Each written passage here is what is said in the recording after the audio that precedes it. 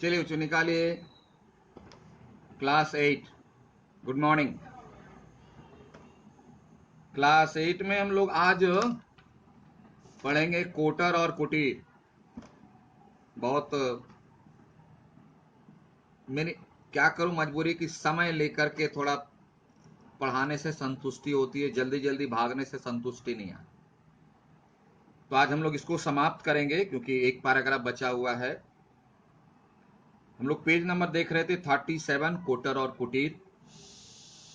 और प्रसंग यानी घटना यह चल रही थी कि गोकुल लेट से आया है और उसे बहुत चिंता है कि पिताजी क्या सोचेंगे, और पिताजी को सारी घटना खुलकर बता देते हैं, जिसमें उनके पिताजी बुद्धन जो हैं वो बहुत खुश हो जाते हैं। खुश इसलिए हो जाते हैं कि उनके पास जो एक दुनिया की सबसे बड़ी संपत्ति है वह है उनकी संतान गोकुल, जो पिता के आदेश को इतनी ऐसी परिस्थितियों में भी पालन करता है। और ये सारी बातें चातक ऊपर सुन रहा था नीम के पेड़ पर बैठा बैठा, और वह उसके दिमाग में दो बातें चल रही थी। नंबर एक, कि यह मनुष्य उस चातक पक्षी का उदाहरण दे रहा है कि देखो, चातक पक्षी एक दुनिया में ऐसा पक्षी है कि वह मरना स्वीकार करता है, लेकिन बारिश के अलावे किसी और के पानी को पीना स्वीकार नहीं करता। और वही चातक पक्षी ऊपर सुनकर वह एहसास कर रहा है कि देखो, मेरा उदाहरण एक मनुष्य दे रहा है और वह अपनी ही जाति के नाम को मिट्टी में मिला रहा है, अपने ही सम्मान को खुद नष्ट कर रहा है। और दूसरी बात कि एक यह भी, गोकुल भी तो एक पुत्र है अपने पिता का, और चातक पुत्र भी पुत्र है अपने पिता का। एक यह पुत्र है जो अपने पिता की आज्ञा को टालता नहीं है, चाहे परिस्थितियां कितनी ही विपरीत हो जाएं। और एक वह पुत्र है जो अपने पिता से लड़कर आया है, अपने जिद पर आया है, पिता की आज्ञा का अवहेलना करके आया है। और ये दोनों बातें सुनकर समझकर उसे आत्मग्लानि होती है, गिल्टी फील होता है, बुरा लगता है, उसे अपने आप से घृणा होने लगती है कि वह कैसा काम करने चल पड़ा, अपने पिता की आज्ञा को नहीं माना, अपनी जाति के स्वभाव की रक्षा नहीं कर पा रहा है। ये दोनों बातें उसे बहुत पीड़ा दे रही है, कष्ट दे रही है। ऊपर चातक पुत्र सुन रहा था, उसकी आंखों से भी झरझर आंसू झरने लगे। क्यों? कि उसे इन्हीं दो बातों की गलती का एहसास हो रहा था। वो दो बातें, या फिर से मैं रिपीट कर रहा हूं, कि एक गोकुल पुत्र है जो लाख विपत्ति आई, भूखे हैं दोनों बाप बेटे, फिर भी अपने ईमान को नहीं छोड़ा, अपनी ईमानदारी को नहीं छोड़ा। क्यों? कि गोकुल के पिता ने सिखाया था, बेटा बिना मेहनत के पैसा कभी नहीं लेनी चाहिए। दोनों बाप बेटे भूखे रहना स्वीकार किए और उस भूख में भी बड़े खुश हैं दोनों। और बुद्धन कहता भी है कि अगर मेरा जीवन भूख, मेरा जीवन यही सफल है, अगर वो अभी मर भी जाए तो उसे कोई फिक्र नहीं। क्यों? उसके पास ऐसी संतान है। और चातक पुत्र सोच रहा है कि वह कैसी संतान है जो अपने पिता की आज्ञा की अवहेलना करके आया, डिसोबे करके आया, लड़कर आया है, विवाद करके आया है। और दूसरी बात कि यह मनुष्य भी चातक पक्षी का उदाहरण देता है, यानी चातक पक्षी का इतना नाम है, उसके नेचर का इतना नाम है, और वह चातक पुत्र अपनी ही जाति के नाम को डुबाने पर तुला हुआ है, नाम पर कलंक लगाने पर तुला हुआ है। इन दो बातों का ख्याल करके चातक पुत्र भी पेड़ पर बैठा बैठा रोने लगा। उसे याद आ गई कि उसने बहुत बड़ी गलती कर दी। बड़ी कठिनता से वह रात बिता सका। उसे रात में नींद नहीं आ रही थी, छटपट छटपट कर रहा था। क्यों? कि कैसे वह अपनी गलती के लिए क्षमा मांगे। किससे? अपने पिताजी से। पौ फटते ही, यानी जैसे ही रात में अंधेरा रहता है, पौ फटना मतलब, पौ मतलब होता है रात, अंधेरा, फटना मतलब धीरे धीरे उजाला होना, इसी कहते पौ फटना। जैसे ही अंधेरा घटने लगा, थोड़ी दिखाई पड़ने लगी, थोड़ी थोड़ी रोशनी आने लगी, सवेरे वह फिर उड़ा। फिर उड़ा, लेकिन किधर उड़ा? गंगा की ओर नहीं, परंतु आज वह विपरीत दिशा को चला। इधर गंगा जी की ओर जा रहा था पानी पीने के लिए, नीम के पेड़ पर रुका, तो अब इसे इधर जाना चाहिए पानी पीने के लिए। गोकुल और बुद्धन की बात सुन करके चातक समझ गया कि वो बहुत बड़ी गलती किया, लेकिन वह उड़ा इधर नहीं, इधर उड़ा, यानी अपने घर की ओर, अपने पिता से माफी मांगने के लिए। उसकी उड़ान, हाँ, दिशा को जिधर से बात, उसकी उड़ान पहले से तेज हो गई। यानी पहले जिस स्पीड से जा रहा था गंगा जी की ओर पानी पीने के लिए, उससे ज्यादा स्पीड से इधर जाने लगा घर। क्यों? कि जल्दी वह पहुंचना चाहता था। क्यों? कि अपने पिता से वह माफी मांग सके। क्योंकि जब व्यक्ति को अपनी गलती का एहसास होता है ना, तो क्विक जो है माफी मांगने के लिए और दौड़ता है। और जिस व्यक्ति को गलती का एहसास कुछ होता है नहीं, वो तो रावण से भी ऊपर है, उसको छोड़ दीजिए।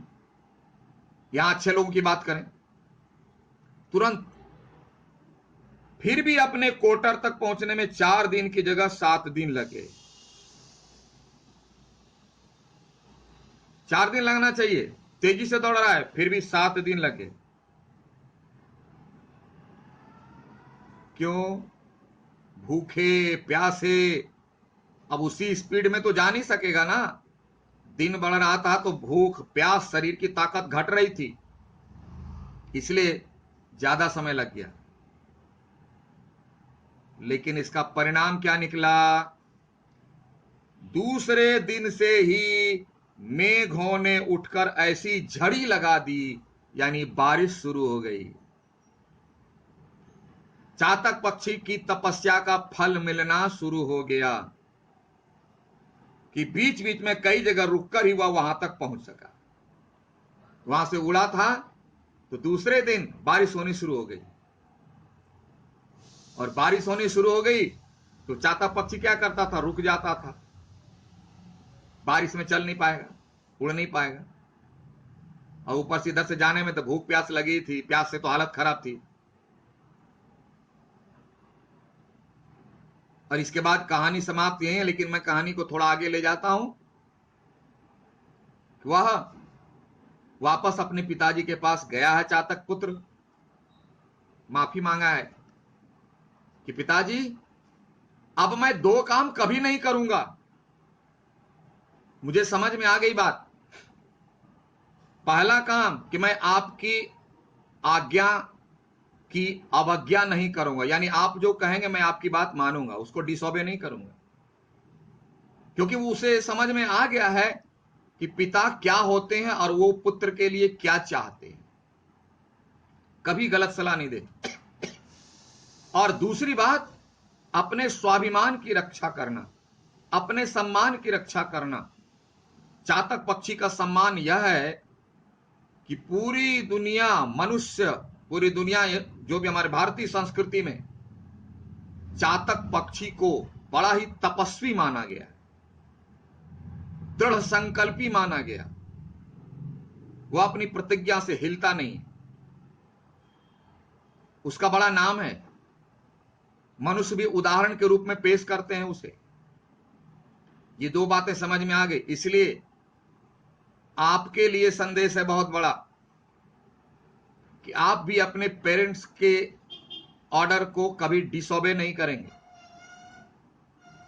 आपको अगर समझ में नहीं आता है तो आप अपने पेरेंट्स से डिस्कस करेंगे बैठ करके प्यार से कि पापा मुझे ऐसा लगता है, वैसा लगता है, डिस्कस करेंगे, और अगर उनका निर्णय हो ना तो ना, हां तो हां। दूसरी बात कि आपके परिवार का जो भी सम्मान है, जो भी एक सोसाइटी में नाम है, उस पर आघात नहीं होने देंगे, यानी उसको घटाएंगे नहीं। चातक पक्षी यही करने चला था। वह पहला काम करने चला था, पिताजी ने बहुत समझाया कि बेटा चातक पक्षी का धर्म क्या है, यानी उसका कर्तव्य क्या है। चातक पुत्र नहीं मान रहा था, और चातक पक्षी जिस धर्म को आज तक निभाते आ रहा था, चातक पुत्र उसे तोड़ने चला था। आप कभी नहीं तोड़ेंगे। जिसके लिए पिताजी बहुत समझाया, लेकिन पिताजी की बात को डिसोबे कर गया। आप नहीं करेंगे। यानी चातक पुत्र को तो एहसास हो गया, चातक पुत्र समझ गया कि उसे क्या करना चाहिए और क्या नहीं करना चाहिए। आप कब समझोगे? अगर आप समझ गए हो तो अभी से ऐसा करना शुरू। अगर नहीं समझे हो तो फिर से इस पाठ को पढ़ो, बुक को, और मेरा वीडियो चला लो। आई बात समझ में? चलिए अब देखते हैं कि आप समझे या नहीं समझे। दो तरह का टेस्ट, एक तो क्वेश्चन आंसर के द्वारा, और एक और टेस्ट मैंने माथे में प्लान करके रखा है, वो इसके बाद मैं आपसे लूंगा, पता लगाऊंगा, रियल टेस्ट। तो चलिए आइए क्वेश्चन पर टिक लगा लीजिए, और होमवर्क मैं इधर दे रहा हूं। क्वेश्चन पर पहले टिक लगा लो, निकालो पेज नंबर 38। मौखिक का ख, मौखिक का ख, टिक लगाते जाओ। चातक पुत्र क्यों बेचैन था? ठीक है, ये सेपरेट बेचैनी का वर्णन करना है। फिर उसका लास्ट टू, अंग और घ, बुद्धन क्यों लेटा रहता था और गोकुल ने महते से रुपये क्यों नहीं लिए। एक साथ, अंग और च एक साथ, बुद्धन क्यों लेटा रहता था और गोकुल ने महते से रुपये क्यों नहीं लिए, दोनों मिला करके। आइए लिखित, लिखित में आप क, यानी लिखित का क और दीर्घ उत्तरीय का क, दोनों मिला करके मैं पढ़ दे रहा हूं। चातक पुत्र ने के अधीर होने पर पिता ने उसे क्या समझाया, और चातक पुत्र ने प्यास लगने पर पिता से कैसे कैसे तर्क किए। कैसे तर्क वितर्क, तर्क वितर्क मतलब पिताजी ने क्या पूछा, पुत्र ने क्या जवाब दिया। कम से कम तीन, तीन बातें, ज्यादा नहीं लिखना, तीन बातें कम से कम।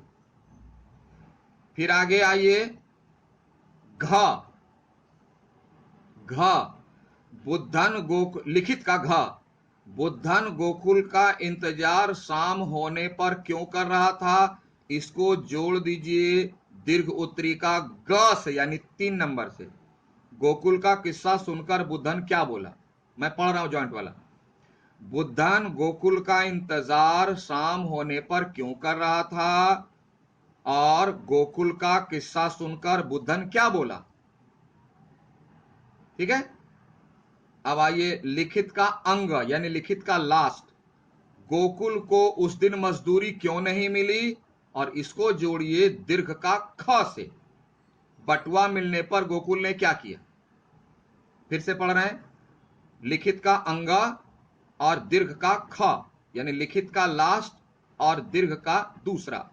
पढ़ रहे हैं, गोकुल को उस दिन मजदूरी क्यों नहीं मिली और बटुआ मिलने पर गोकुल ने क्या किया। दोनों को मिला के आपको लिखना है।